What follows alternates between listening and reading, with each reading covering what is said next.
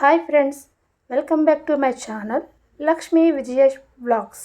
మరో కొత్త రెసిపీతో అయితే మీ ముందుకు వచ్చేసానండి. ఈరోజు దేవీ నవరాత్రులు రెండో రోజు కదండి. అమ్మవారి అలంకరణ గాయత్రీదేవి అమ్మవారి అలంకరణ అండి. ఈరోజైతే అమ్మవారికి చింతపండు పులిహార చేయబోతున్నాను. అది కూడా ఆవు పొడి కలిపి మరీ చేయబోతున్నానండి. మనం గుడిలో పెట్టే ప్రసాదం ఎలా అయితే ఉంటుందో ఆ విధంగా ఉంటుంది. ముందుగా అయితే నేను ఒక గ్లాసు కొలత పెట్టుకుని 3 గ్లాసెస్ వేసుకున్నాను. 1 కేజీ అయితే రైస్ తీసుకున్నాను నేను. ఒక గ్లాసుకి గ్లాసున్నర వాటర్ అయితే వేసుకున్నాను నేను. అలాగా 4 గ్లాసులున్నర వాటర్ వేసుకుని కుక్కర్లో కాబట్టి గ్లాస్కి గ్లాసున్నర వేసుకున్నాను. అదే మనం నార్మల్గా వండుకుంటే ఒక గ్లాస్కి 2 గ్లాసుల వాటర్ వేసేసుకోవచ్చు. మనకు పులిహోరకి కొంచెం అన్నం అనేది పొడి పొడిగా ఉండాలి కాబట్టి నేను గ్లాస్కి గ్లాసున్నరే వేసానండి. ఇప్పుడు అన్నం అయితే నేను చల్లార్చుకున్నాను ఒక పళ్ళెంలో. ఇప్పుడు కొంచెం పసుపు వేసుకుని అండ్ ఆయిల్ వేసుకుని ఈ రైస్కి పట్టే విధంగా కలుపుకుందాం ఇదంతా కూడా. అలాగే కరివేపాకు కూడా వేసుకోవాలి. పచ్చి కరివేపాకే ఈ వేడి రైస్లో వేసుకోవడం వల్ల ఫ్లేవర్ అనేది చాలా తెలుస్తుంది. మన టేస్ట్కి సరిపడా సాల్ట్ కూడా వేసుకుని ఇదంతా కలిసే విధంగా కలుపుకొని పక్కన పెట్టేసుకుందాం.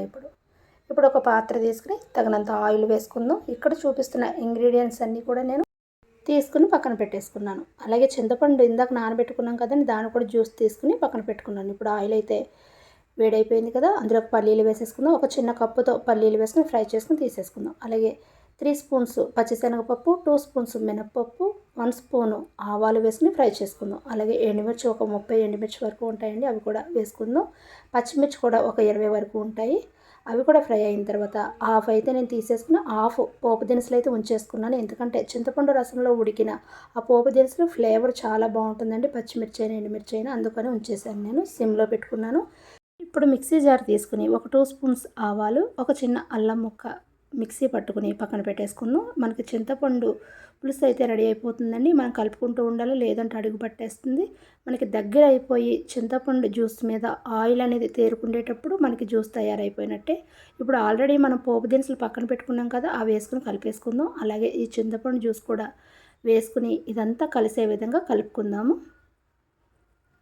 మొత్తం రైస్ అంతటికీ పట్టాలండి. ఆవు పొడి ఇందాక మిక్సీ పట్టుకున్నాం కదా, దాన్ని కూడా యాడ్ చేసేసి ఇంగువ కూడా మనం వేసుకుందామండి. అప్పుడు మనకి టెంపుల్లో వచ్చిన ఫ్లేవర్ అయితే వస్తుందండి ఇంగువ వేయడం వల్ల. ఇదంతా కూడా కలిసే విధంగా ఒక్కసారి కలిపేసుకుందాం. చేత్తో కలుపుకుంటే బాగా కలుస్తుంది. అలాగే లాస్ట్లో కొంచెం కొత్తిమీర వేసేసుకుందామండి. అంతేనండి, మనకి టెంపుల్లో పెట్టే ప్రసాదం ఫ్లేవర్ వచ్చే విధంగా అయితే చింతపండు ఆవు పెట్టిన పులిహోర అయితే రెడీ అయిపోయిందండి. ఇంకెందుకు ఆలస్యం, మీరు కూడా ట్రై చేసి మీకు ఎలా వచ్చిందో కామెంట్ సెక్షన్లో కామెంట్ చేయండి. ఇలాంటి రెసిపీస్ కోసం నా ఛానల్ని లైక్ చేయండి, షేర్ చేయండి, సబ్స్క్రైబ్ చేయండి. Thank you for watching.